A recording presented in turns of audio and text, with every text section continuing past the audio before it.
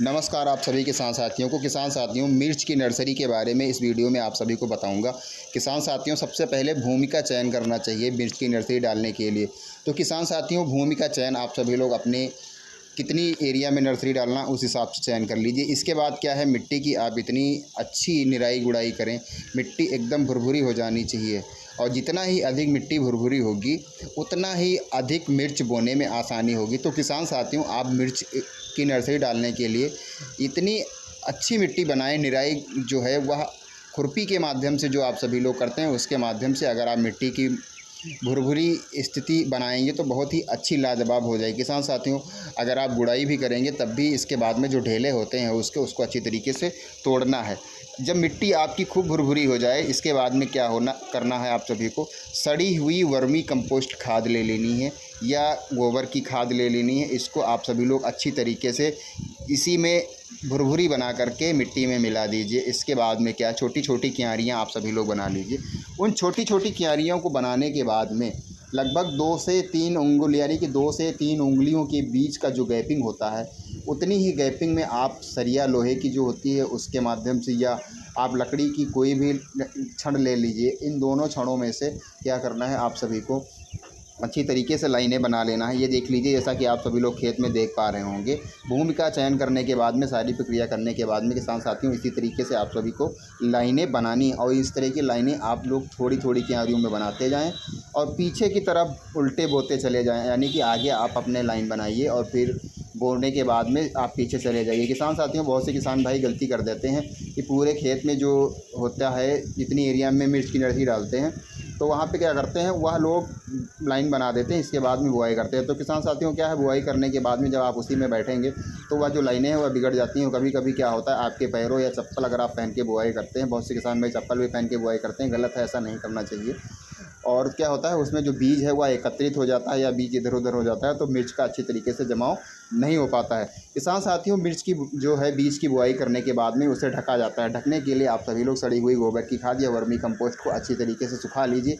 सुखाने के बाद में उसको चलने में छन्नी में चाल लीजिए। चालने के बाद जो भुरभुरी निकले सड़ी हुई गोबर की खाद या वर्मी कंपोस्ट, उसको जो आपने नर्सरी डाली है, जो लाइनें बनाई हैं, ये आप सभी लोग देख पा रहे होंगे। चूँकि लाइनें क्या है, दब जाती हैं नीचे की तरफ, ऊपर का स्पेस, तो इसमें जो लाइनें हैं उस पर अच्छी तरीके सड़ी हुई गोबर की खाद या वर्मी कंपोस्ट को डाल के ढक देना है।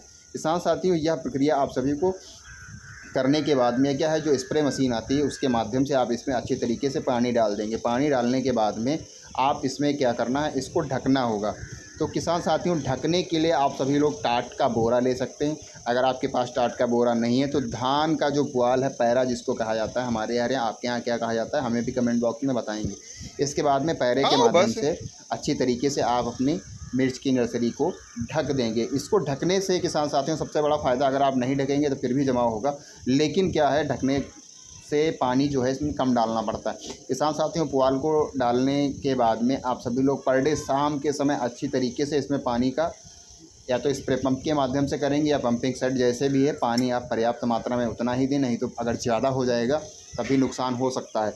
किसान साथियों, आप यह प्रक्रिया लगभग 3 से 4 दिन बोने के बाद में करेंगे। इसके बाद में इस तरीके से पुआल को हटाएंगे। देखिए, इसमें जो हमने मिर्च की नर्सरी डाली थी, सारे जो उसके बीज हैं वो अंकुरित हो चुके हैं। इसके ये देख लीजिए, छोटे छोटे पौधे जो हैं वह हो चुके हैं। किसान साथियों, आप 3 दिन के बाद में पर डे आप अपने जो पुआल है उसको हटा करके देखते रहेंगे। जिस दिन इस तरीके के जो अकुएँ हैं, बीज जो अंकुरित हो चुका होता है, जब यह हो जाए तो उसको सारा पुआल है जो आप वो हटा दीजिए। अगर आप पुआल हटाने में देर करेंगे तो क्या है, जो अंकुरण निकलता है बाहर की तरफ वह टूट सकता है। इससे क्या है, जमी हुई नर्सरी बेकार हो सकती है किसान साथियों।